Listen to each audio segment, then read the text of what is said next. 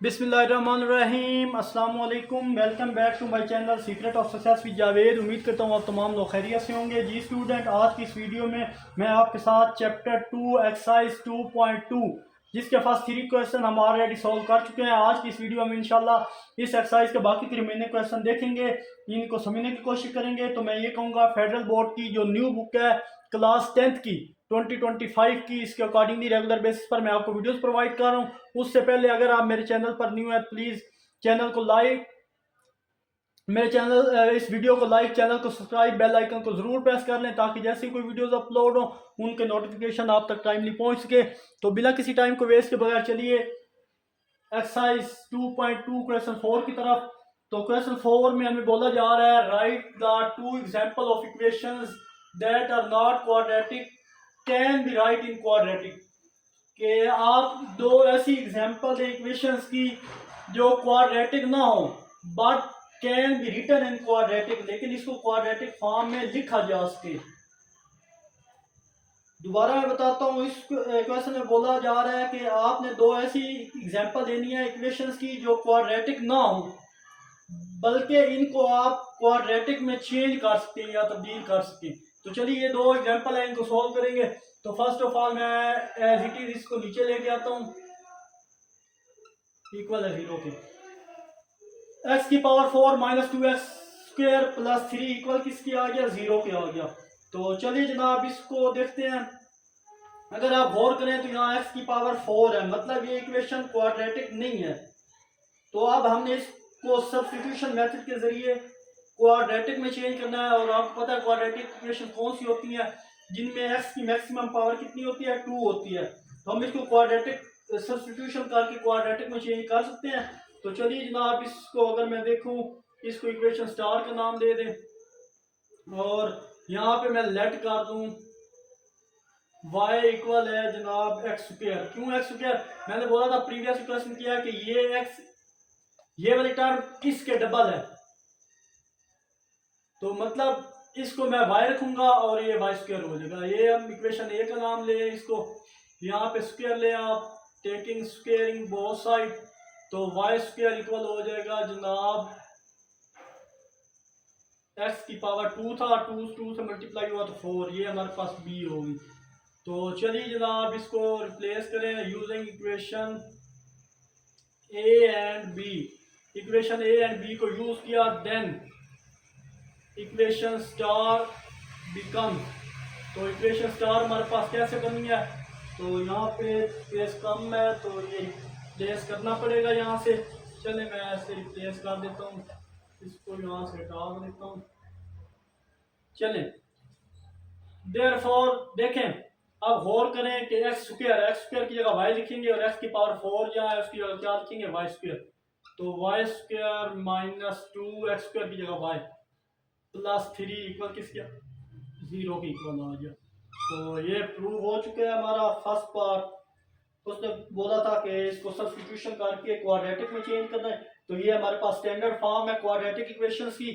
तो I hope ये part आपको समझ आया होगा। तो चलते हैं जनाब इसके पार्ट सेकंड की तरफ। वो है हमारे पास 2x की power 6 plus 3x cube plus 2 equal है 0 के। इसको इक्वेशन स्टार का नाम दे दें आप। तो जनाब ये देखें ना, एक्स क्यूब है, इसका डबल यहाँ पे है, तो मतलब इसको वाई कंसीडर कर सकते हैं। तो लेट वाई इक्वल है एक्स की पावर 3 या क्यूब बोल रहे हैं, वाई क्यूब इक्वल है एक्स क्यूब इक्वल है 3 वाई के। अब यहाँ पे इसका अगर स्क्वायर लें, ये लिखने की जरूरत नहीं है, डायरेक्ट मैं स्क्वायर ले रहा हूँ। इतने क्वेश्चन कर चुके हैं अब तक, आपको पता होना चाहिए जब पावर की पावर मल्टीप्लाई होती है तो हमारे पास 6 हो जाएगा। 3 इस तरह पावर बाय मल्टीप्लाई होगी तो 3 2 का कितना होता है 6। तो यहाँ पे मैं डायरेक्ट वाई एक्स की पावर क्या लिखूंगा, 6 लिखूंगा। ये चीज, ये हमारे पास इक्वेशन बी है। तो चलिए using equation A and B then equation star becomes. तो इक्वेशन स्टार क्या बनेगी उसको देख लें।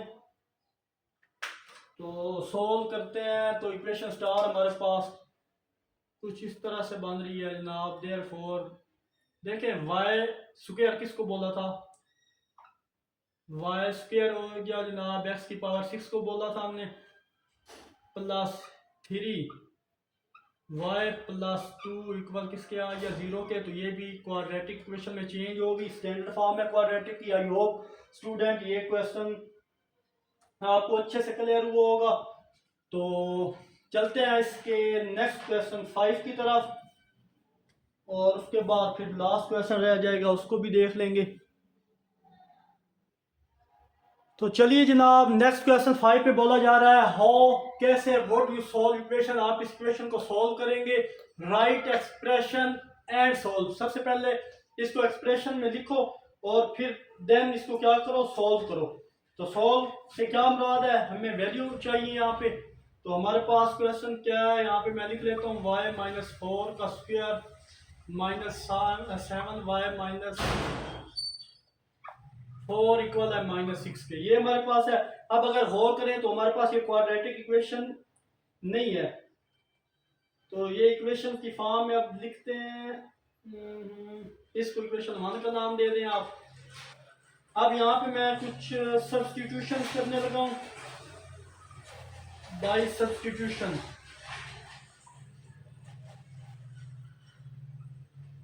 वो क्या सब्स्टिट्यूशन होंगी इसमें, कि अगर आप देखें कि ये चीज इसका स्क्वायर यहाँ पे है, तो मतलब इसको मैं y कंसीडर कर सकता हूँ।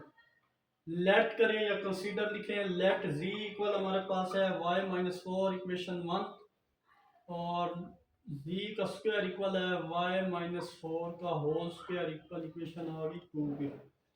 तो again using equation 1 and 2, equation 1 और 2 को यूज किया तो हमारे पास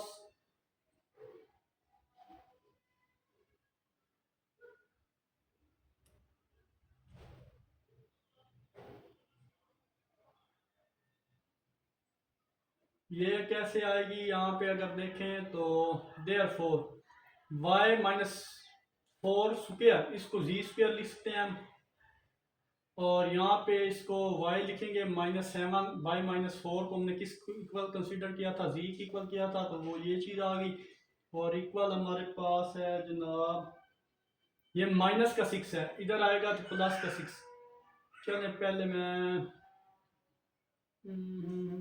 यस इधर आके 6 कर देते हैं, एक स्टेप बच जाएगा। यहाँ पे ऊपर अगर मैं देखूँ तो हमारे पास ये चीज़ थी -7z, तो ये इक्वल के इधर 6 था, तो माइनस का 6 था, इधर आज प्लस का 6 हुआ और ये 0 हो गया। आई होप ये चीज़ आपको अच्छे समझ आई होगी। अब ये हमारे पास क्वाड्रेटिक इक्वेशन बन चुकी है। अब किसी भी मेथड से आप सोल्व कर सकते हैं। इस पर क्वाड्रेटिक फार्मूला लगाएं, इसको आप मिड टर्म ब्रेक अप्लाई करें या फैक्टराइज करें, किसी भी मेथड से आप इसको सोल्व कर सकते हैं। तो चलें जी, इस दफ़ा फैक्टराइज कर लेते हैं। यहाँ पे लिख दें फैक्टराइज इक्वेशन, तो इसको फैक्टराइज में करने लगा हूँ यहाँ पे। तो अब मैं क्या करूँगा, इस सारे को इससे जेड स्क्वायर कोफिशिएंट के साथ क्या होता है 1, 1 को 6 से मल्टीप्लाई करें, तो हमें क्या चाहिए, यहाँ पे हमारे पास 6 प्लस को, इन दो को मल्टीप्लाई करूँ 6 आए, और प्लस माइनस करूँ तो हमारे पास -7 दिया है। तो -6 को -1 से मल्टीप्लाई करें तो 6 आएगा। ये रफ टाइप यहाँ पे मेंशन कर दें। और नेक्स्ट अगर मैं -1 को प्लस करूँ -1 के साथ -6 को, तो -6 -1 प्लस -1 तो इक्वल किसके हो जाएगा -7। तो ये सब्स्टिट्यूशन यहाँ पे मैं करने लगा हूँ। देयरफॉर अब यहाँ पे जी स्क्वायर तो आ गया एज इट इज, तो मैं यहाँ पे क्या लिखूंगा जनाब के -6z प्लस का 6 इक्वल किसके आ गया 0 के आ गया। यहाँ से पेयर लेंगे आप तो हमारे पास यहाँ आ जाएगा z का अमल आ गया, तो अंदर क्या बचा z -6, यहाँ कुछ कॉमन हो। यहाँ मैंने आपको बताया था इस तरह की सिचुएशन हो कि इधर माइनस हो इधर प्लस हो, तो आप आंखें बंद करके माइनस यहाँ पे कॉमन ले, -1 कॉमन ले लिया, अंदर प्लस साइन था तो किस में चेंज हो जाएगा, माइनस में हो जाएगा, तो इक्वल 0। ये दोनों चीज़ें कॉमन है, इसको एक बार लिख लें। और जो चीज़ दूसरी है उसको एज इट इज इक्वल, दो का प्रोडक्ट 0 की इक्वल है, तो मतलब ये दोनों 0 की इक्वल है, तो z -6 इक्वल है 0 के, और यहाँ पे z -1 भी 0 के, तो z इक्वल आ जाएगा 6 के, एक वैल्यू ये मिल गई।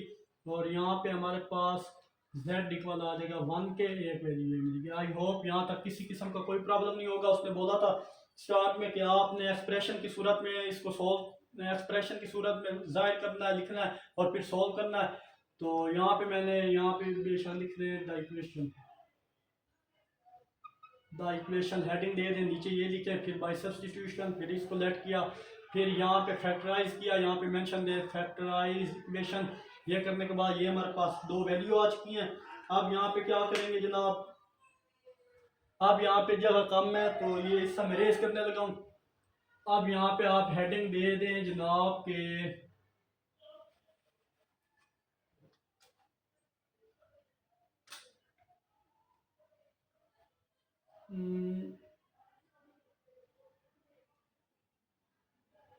पुट फैक्टर्स इक्वल, बल्कि यहाँ नहीं लिखे, यहाँ पे लिखे पुट फैक्टर इक्वल टू 0। हमने फैक्टर को 0 के इक्वल पुट किया, तो फिर हमने अब z की वैल्यू फाइंड करनी है। अब यहाँ पे लिखें by backward substitution we apply. यहाँ पे हम क्या अप्लाई करने लगे हैं, बैकवर्ड सब्स्टिट्यूशन। ये उनको बताना है क्योंकि उसने बोला था कि जो भी स्टेप करो उनको एक्सप्रेशन की सूरत में आपने बताना है। तो y-4 इक्वल हमारे पास आ जाएगा एक 6, और देन हमारे पास आ जाएगा y-4 इक्वल हमारे पास है जनाब 1 के। अगर गौर करें तो हमने y माइनस जो 4 था उसको किसकी इक्वल रखा था, उसको z की इक्वल रखा था। तो यहाँ पे z की जगह y-4 आ गया इक्वल 6 के, यहाँ पे z की जगह y-4 इक्वल किसके आ गया, 1 के आ गया। आई होप ये चीज़ आपको क्लियर हुई होगी। किसी भी जगह कोई भी प्रॉब्लम हो तो ज़रूर पूछा करें। आप क्या करने लगे हैं, अब इसको सिंप्लीफाई कर लेते हैं। अब यहाँ से सिंप्लीफाई करना है तो यहाँ पे लिख लें फाइंड वैल्यू ऑफ y। यहाँ से हम y की वैल्यू फाइंड करने लगे हैं। तो देखिए y इक्वल आ जाएगा 6, माइनस का 4 है दूसरी जाएगा प्लस का 4 हो जाएगा। y इक्वल है +1 और माइनस का 4 है इधर आकर प्लस का 4। y की वैल्यू एक आ गई 10 और एक y की वैल्यू क्या आ गई 5 आ गई। और यही हमारा सोल्यूशन सेट है। सोल्यूशन सेट y इक्वल किसके आ गया 5 और 10 की। आई होप ये क्वेश्चन आपको अच्छे से क्लियर हुआ होगा। दोबारा आपको बता दूं, इस क्वेश्चन में हमें बोला गया था कि आप सॉल्व करें इन इक्वेशन को एक्सप्रेशन की सूरत में और इनकी कोई वैल्यू निकालें। तो हमने एक्सप्रेशन की सूरत में पहले इक्वेशन लिखी, मैंने हेडिंग दी द इक्वेशन, उसके बाद इक्वेशन लिखा, उसको सोल्व किया, उसको लेट किया y के इक्वल, फिर दूसरे को y² के इक्वल, फिर सिंप्लीफाई किया। सिंप्लीफाई करने के बाद हमारे पास एक क्वाड्रेटिक इक्वेशन बनी। फिर आपने हेडिंग देनी है फैक्टराइज इक्वेशन, इस इक्वेशन को फैक्टराइज करना है। फैक्टराइज करने के बाद फिर आपने ये पुट फैक्टर इक्वल टू 0, दोनों फैक्टर 0 के इक्वल पुट कर दिए। फिर यहाँ से z की वैल्यू फाइंड कर दी और फिर अगेन यहाँ पे लिखे by backward substitution we apply. हम बैकवर्ड सब्स्टिट्यूशन अप्लाई कर रहे हैं। ये हेडिंग दे, ये सारी चीज़ें आपने लिखनी है क्योंकि उसने बोला था कि इसको एक्सप्रेशन की सूरत में भी साफ बताना है आपने। फिर ये करने के बाद ये चीज़ हमारे पास आई क्योंकि y-4 z के इक्वल था तो z इक्वल इसके आ गया, फिर z इक्वल इसके आ गया। फिर हम लास्ट स्टेप करना था, हमने find the value of y की वैल्यू फाइंड करनी थी। तो सिंप्लीफाई करने के बाद हमारे पास सोल्यूशन सेट है। आई होप ये क्वेश्चन आपको समझ आया होगा जनाब। तो चलते हैं इस एक्सरसाइज के लास्ट क्वेश्चन, क्वेश्चन नंबर 6 की तरफ।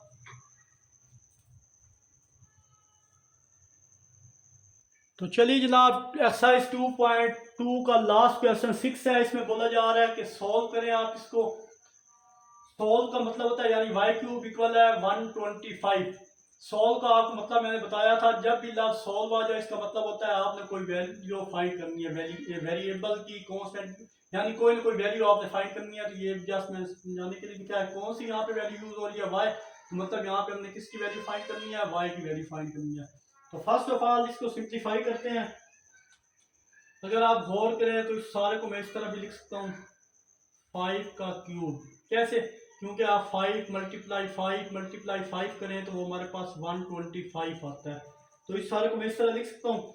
अब ये प्लस का इधर आके ये 5 माइनस का हो जाएगा और इस सारे की जगह क्या आ जाएगा, 0 आ जाएगा।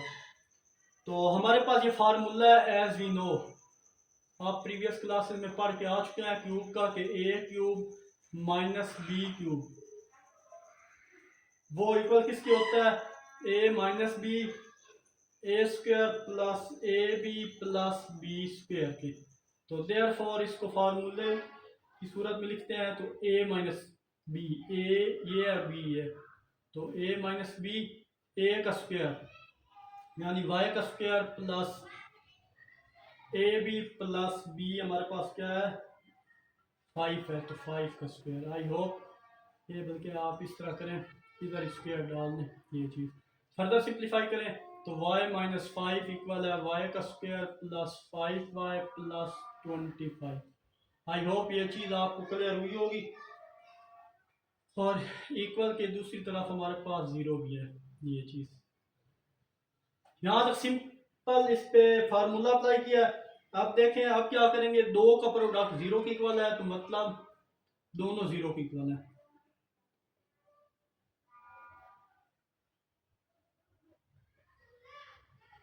ये चीज़ यहाँ पे एक y की वैल्यू आ गई जनाब 5, और इसको क्या करेंगे, अब ये इसका क्वाड्रेटिक के अलावा है, ये आप बेशक सोल्व करके देख लें, किसी मेथड से ये सोल्व नहीं होने वाला, और किसी मेथड से फैक्टराइजेशन मेथड से। तो हम इस पे कौन सा मेथड अप्लाई करेंगे, हम इस पे क्वाड्रेटिक अप्लाई करते हैं। तो है एग्जैक्ट मैं यहाँ पे लिख रहा हूँ, a इक्वल है 1 के, b इक्वल है 5 के, c इक्वल है 25। तो क्वाड्रेटिक फार्मूला जब अप्लाई किया इन टर्म ऑफ y, तो y इक्वल आ जाएगा minus B plus minus B square minus 4ac divided by 2 है। इनमें वैल्यू रिप्लेस करें तो ये कि प्लस का 5 था तो इधर माइनस है, तो जाहिर सी बात है माइनस 5 प्लस माइनस 5 का स्क्वायर माइनस 4, ए की वैल्यू 1 है, सी की वैल्यू 25 है। तो आपको पता है 4 को 25 को 4 से मल्टीप्लाई करें माइनस 100 बनेगा, और यहाँ पे ये चीज़। तो y हमारे पास क्या है माइनस 5 प्लस माइनस 25 माइनस 100, ये चीज़ आ गई, और डिवाइडेड बाई 2 आ गया। आई होप यहाँ तक बिल्कुल क्लियर होगा आपको। अब फर्दर क्या करेंगे, यहाँ पे अब स्पेस कम है, चलें ये जगह है इस पे, आई होप आ जाएगा नेक्स्ट पार्ट। तो अब और फर्दर इसको सिंप्लीफाई करें तो y इक्वल है minus 5 plus minus minus 75 square root में आ गया, और डिवाइडेड भी बाई 2 है, ये चीज़ आ गई। अब माइनस 5 स्क्वायर रूट में आ गया, तो अब माइनस को हम ख़त्म करेंगे यहाँ से। तो हमें पता है कि 75 को सिंप्लीफाई करें इस कैल्शियम ने, तो 5 15 ज़ा और 5 3 ज़ा और 3 1 ज़ा, मतलब इस सारे को मैं लिख सकता हूँ 5 मल्टीप्लाई 5 मल्टीप्लाई 3, ये सारे को मैं लिख सकता हूँ। तो ये चीज़ जब सोल्व करेंगे हम, तो यहाँ पे सिंप्लीफाई करने के लिए मैं 75 इक्वल आ जाएगा 5 का स्क्वायर, क्योंकि 5 दो दफ़ा यूज हुआ है, ये 5 ही था, और मल्टीप्लाई बाई 3 माइनस का 3, ये चीज़ अलग कर दिया, ये सारा स्क्वायर रूट में था। एक मिनट आपको समझ नहीं आएगी, ये करना था हमने 5 का स्क्वायर मल्टीप्लाई माइनस 3, और ये स्क्वायर रूट में था, स्क्वायर रूट अलग किया जब, तो 5 का स्क्वायर रूट अलग हो गया और माइनस 3 का स्क्वायर रूट अलग, स्क्वायर अंडर रूट से काट डाउन हुआ, तो हमारे पास ये 5 एज इट इज़, और यहाँ से 3 को अलग करें और माइनस 1 को भी अलग किया। तो आपको पता है कि जब इसको सिंप्लीफाई करेंगे फर्दर ये वाले को, तो हमारे पास 5 स्क्वायर रूट 3, ये कट डाउन हो जाएगा ना, ओनली 5 रह जाएगा, स्क्वायर अंडर रूट से कट गया है ना, स्क्वायर ये अंडर रूट से कटा था। तो 5 3 और माइनस 1 को हम क्या लिख सकते हैं कि एयोटा लिख सकते हैं। देखें माइनस 1 स्क्वायर रूट में हो तो वो एयोटा के बराबर होता है, तो यहाँ पे आ जाएगा 5 स्क्वायर रूट 3 आयोटा, ये यही आ रहा है, यस। अब मतलब क्या है, इसका स्क्वायर रूट 575 की जगह हम डायरेक्ट ये वैल्यू लिख सकते हैं, क्या 5 स्क्वायर रूट 3 आयोटा। तो ये यहाँ से मैं रेज करने लगा हूँ। अब यहाँ पे आप वैल्यू लिखें तो y इक्वल आ जाएगा जनाब हमारे पास -5 plus minus 5 square root 3 iota divided by 2। ये 5 है हमारे पास और ये माइनस है। अच्छा, फर्दर क्या करेंगे आप इसको, अगर आप यहाँ पे आंसर लिखें इसका y यानी सोल्यूशन है, तो वो आप लिख सकते हैं 5 आया था, एक -5 plus 5 square root 3 iota divided by 2 और एक -5 square root 3 iota divided by 2। तो यही हमारे पास आंसर है। तो देखिए x की पावर 3 थी तो हमारे पास आंसर भी कितने आए हैं, 3 आए हैं। देखिए y की पावर यहाँ पे 3 है तो आंसर 1 2 3 है, यही हमारा आंसर है। आई होप स्टूडेंट ये एक्सरसाइज आपको अच्छे से क्लियर हुई होगी। इस एक्सरसाइज में किसी भी जगह कोई भी प्रॉब्लम है तो ज़रूर डिस्कस कीजिएगा मुझसे। तो आखिर में एक छोटा सा मैसेज, देखने और सुनने वालों की नज़र अपने मन की किताब को ऐसे इंसान के सामने खोलें जो पढ़ने के साथ साथ इसे समझ भी सके। मिलते हैं इंशाल्लाह नेक्स्ट वीडियो में। अपना बहुत सारा ख्याल रखिएगा, तब तक के लिए अल्लाह हाफिज़।